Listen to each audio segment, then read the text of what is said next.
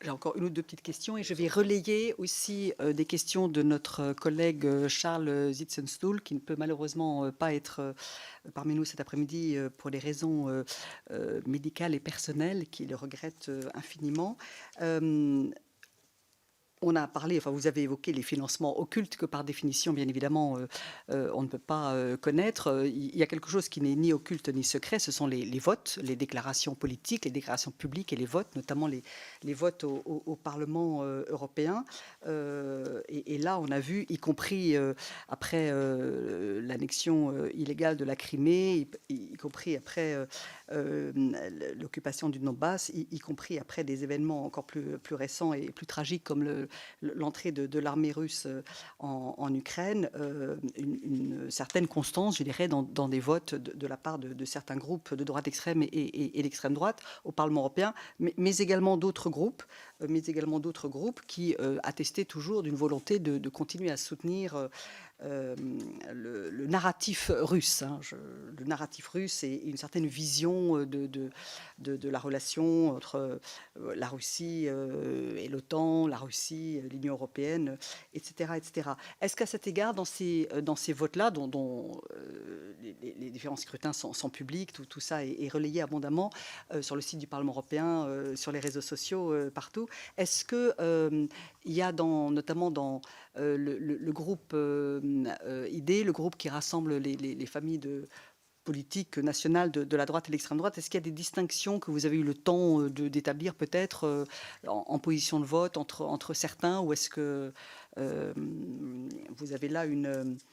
comment dire, où il y a un bloc qui affiche cette proximité idéologique avec le régime, y compris à travers ses votes, ou est-ce qu'il y a des distinctions que vous pourriez avoir envie de souligner, que vous auriez,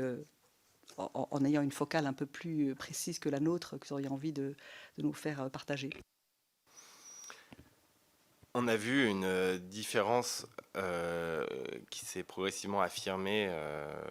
notamment avec les Italiens qui ont, depuis qu'ils sont au pouvoir et sur la voie du pouvoir, à changer d'optique. Mais moi, ma commission n'a pas vocation à analyser les votes, parce qu'on peut tout à fait voter ce qu'on veut. Le vote ne prouve pas que vous êtes instrumentalisé par un régime étranger. Par contre, il y a d'autres actions de députés européens qui posent problème, notamment la question des visites et la question des missions soi-disant d'observation électorale, où là, si je prends un exemple concret, par exemple, vous avez, je pense, auditionné le député européen Thierry Mariani du groupe du Rassemblement national, donc de ID, et il a multiplié les voyages en Crimée occupée. Il a même été sanctionné pour une mission en 2020, je pense, en Crimée. Et c'était des missions qui ne sont pas autorisées qui ne sont pas validées officiellement par le Parlement européen et qui visent à légitimer des actes que notre gouvernement et tous les gouvernements européens qualifient d'illégaux et absolument illégaux. Donc,